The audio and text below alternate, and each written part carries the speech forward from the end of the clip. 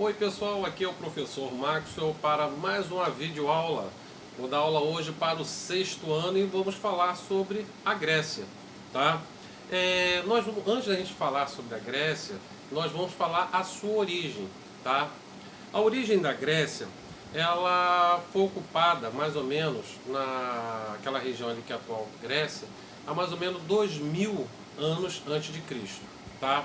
Alguns povos, eles vão fugir ali do centro da Europa, ali para aquela região onde é a Grécia hoje, por motivos climáticos, problemas de guerra por terras. Então, os principais povos que vão fazer parte vai ser os dórios, os jônios, tá? Os equeus e os eólios, tá? Esses são os povos que vão formar a Grécia antiga. Mas também tem a formação da Grécia mitológica, tá? Na mitologia diz que Zeus mandou uma grande inundação para acabar com aquela região por causa das maldades do homem. Mas só duas pessoas vão sobreviver. Vai ser Decalião e Pirra, tá? Que são filhos de Zeus. Eles conseguem fugir num barco. Quando tudo acaba, eles vão consultar um oráculo, o que eles devem fazer. O oráculo diz que eles têm que jogar uma pedra, tá? Aí eles não entenderam nada, jogar pedra. Aí eles se ligaram que a pedra simbolizava a terra. Então cada pedra que Decalião jogava, vinha um novo ser humano. E cada pedra que Pirra jogava, surgia uma nova mulher. Essa é a parte mitológica da criação do mundo grego, tá? Mas para a gente estudar a Grécia Antiga, também a gente tem que dividir ela em tempos, tá? Temos pré-homérico, homérico, arcaico, clássico e helenístico. Esses são os tempos gregos e a gente vai estudar cada um deles. Vamos falar cada período desse que a gente vai estudar. Vamos lá. Tem o período pré-homérico, que a gente vai falar ali da ilha de Creta, tá? Aquela ilha ali, ela, creio que era uma sociedade matriarcal, onde a mulher manda. Tanto é que tem a deusa Grande Mãe. É uma mulher que tem alguns livros didáticos que tem, uma mulher com duas serpentes na mão, certo? E com os seios de fora. Esses seios de fora simboliza que a mulher, ela alimenta, tá, o povo. Então, a deusa Grande Mãe, ela simboliza isso. Outra coisa também que vai se destacar, vai ter várias cidades que vão se destacar na região de Creta, mas vai ter a cidade de Knossos, tá? Que vai se destacar. E lá tem o Palácio de Creta, onde tem o rei Minos, tá? E o Palácio de Creta era tão grande que parecia um labirinto. E o rei Minos, ele era um rei na qual ele oprimia o povo. E por isso vai nascer a lenda do Minotauro. Mino, que é o rei, que é o que simboliza o Minotauro, ele, por exemplo, se alimenta de carne humana. Então as pessoas eram jogadas dentro do labirinto e o Minotauro se alimentava dessas pessoas. Ele comia a carne dela, certo? E como era um labirinto, ninguém conseguia sair. Vai aparecer Teseu. Teseu, ele vai ser aquele que vai lutar contra o Minotauro. Então o que vai acontecer? O Minotauro vai ser vencido por Teseu. Mas não esquecendo que Teseu, para entrar dentro do labirinto, ele coloca um barbante, uma linha não, né? Mas um barbante, e vai amarrando e vai entrando. Quando ele se encontra com o Minotauro e ele mata o Minotauro, ele decapita a cabeça desse Minotauro e sai do labirinto através desse barbante, né? Vamos botar assim. Então, a lenda do Minotauro está relacionada ao Palácio de Greta e o rei Minos, tá? Então depois eu vou botar aí uma figura da lenda do Minotauro para vocês verem aí. E aí, viram? Então, é assim que vai acontecer o período pré-homérico, tá? Que fala muito da região de Greta. Aí vai vir a civilização greto-micênica. Os aqueus ocuparam a ilha de Greta, onde aprenderam técnicas de agricultura, navegação e escrita. Construíram o palácio de Micenas com colunas de madeira que sustentavam o cleristório e o ar fresco. Cleristório eram grandes, o prédio era grande e tinham grandes janelas por onde passava o ar, tá? Os afrescos eram aquelas pinturas maravilhosas que eles pintavam, mas não pintavam pintura falando sobre a sociedade, mas várias figuras retangulares, tá? A coluna de madeira, como eu falei. Os dórios, outro povo que a gente já falou, invade a Grécia e provoca a fuga das populações locais, principalmente em direção ao interior do continente, que ficou conhecido como a primeira diáspora grega. Para vocês entenderem o que é uma diáspora é quando uma civilização ela foge do seu local onde ela vive por algum motivo, ou por motivo de guerra, ou por motivo climático, ou por motivo religioso. Então eles fogem de onde eles estão e saem. Então isso é chamado diáspora, tá? Às vezes acontece desse povo retornar, mas, por exemplo, quando a gente for estudar, que eu vou explicar para vocês, a civilização judaica, quando tem a diáspora, quando os judeus eles se espalham pelo mundo. E o que mantém eles unidos vai ser a religião, tá? Então, nesse período aqui pré-homérico, vai ter este acontecimento. Aí vamos lá. Vamos já ao momento homérico. As grandes famílias eram chamadas de genos. Os líderes dos genos eram chamados de pater familiar. Era uma sociedade patriarcal. Como eu estava falando, tinha o pater familiar, que era uma família patriarcal, quem manda é o pai. Ele ao mesmo tempo tinha o poder político, né, e religioso também.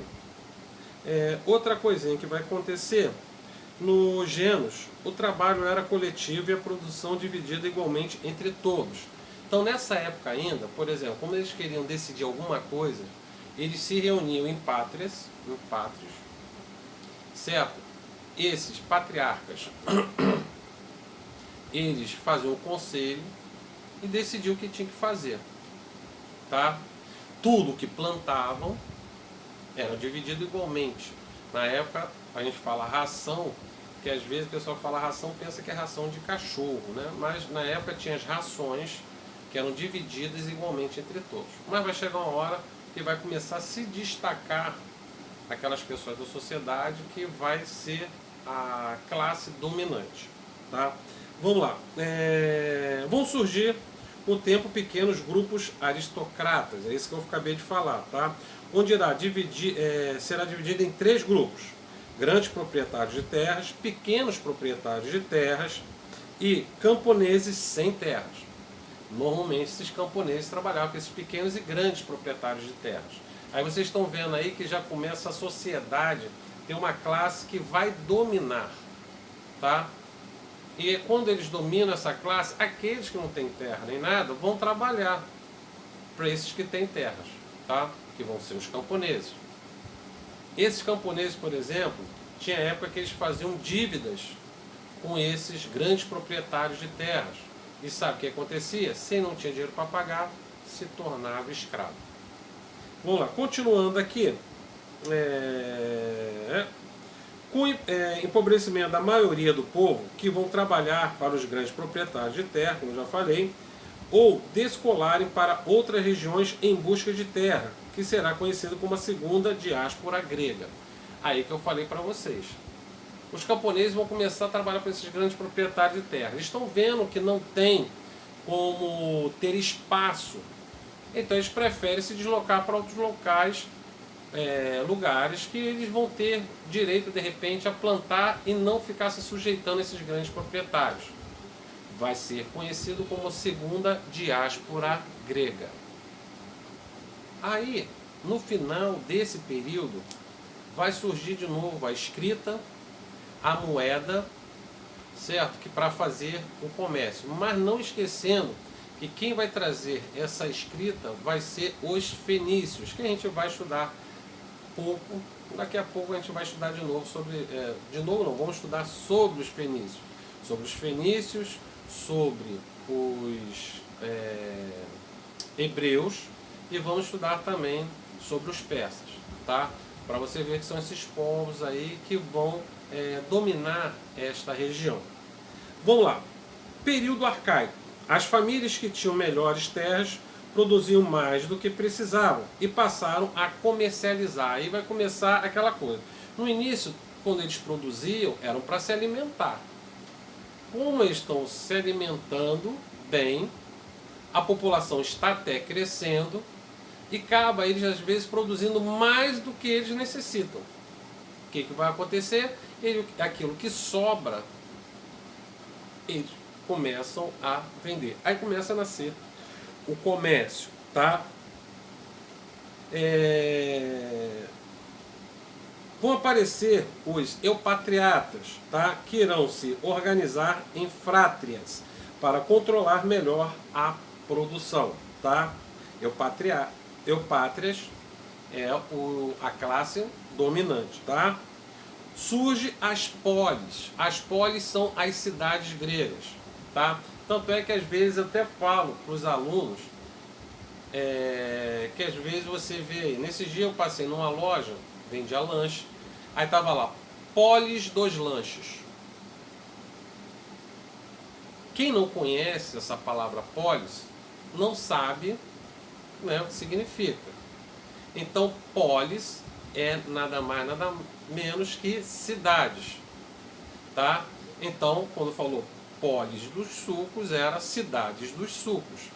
Então, tem gente que usa a palavra. Já vi também uma sapataria chamada polis dos sapatos. Então, uma palavra grega, você pode dizer que é o que? Cidade dos sapatos, tá? Vamos lá. Vão surgir as cidades-estados independentes, sendo as principais delas Esparta e Atenas. Eu falo cidade independente, cidades-estados independentes, porque apesar de ter a Grécia, cada cidade tinha seu rei, tinha seu deus. Então, nenhuma cidade comandava a outra, tá? E nesse período, tá, que vão começar a crescer, aparecer essas cidades. E quando a gente for falar das guerras que vão acontecer nessa região, vai ter guerras entre eles e vai ter guerras nas quais eles vão se juntar para lutar contra o inimigo comum e acaba até se unificando mais. Vamos lá. Acrópole. Olha aí o que é uma acrópole. Vocês viram? A acrópole era a parte alta, fortificada da cidade, onde tinha templos dedicados aos deuses, o deus da cidade. Por exemplo, a cidade de Atenas tem a Acrópole, que é a cidade toda, e na parte mais alta ficava a deusa Atenas, que ficava dentro do templo, tá? Só quem poderia ir dentro do templo eram os sacerdotes, tá? Não é como os templos de hoje, que são as igrejas, que todos podem entrar. Tem o pastor, por exemplo, nas igrejas protestantes, tem nas igrejas católicas o padre, tá? Então, pessoas entram nos templos e para adorar a Deus. Naquela época, só quem poderia entrar dentro do templo era o sacerdote, tá? E tinha agora, tá? Ficava dentro das muralhas. Antes de eu falar de agora, olha o que era um agora aí. E aí, viram? Ficava dentro das muralhas da cidade, onde tinham ginásios de esporte, teatros locais, reuniões onde se reuniam, tá? Em lugares cobertos. Então isso tudo aí é a parte arcaico, tá? E depois do período arcaico, aí vai vir o período clássico. E o período clássico a gente vai falar na próxima aula, tá? Dando continuidade aí sobre a Grécia. Espero que vocês tenham entendido. Eu vou botar algumas imagens aí para você ver a parte do Minotauro, o que é uma Acrópole, tá? E o que é um Agora. Meus queridos alunos, boa semana e até a próxima videoaula.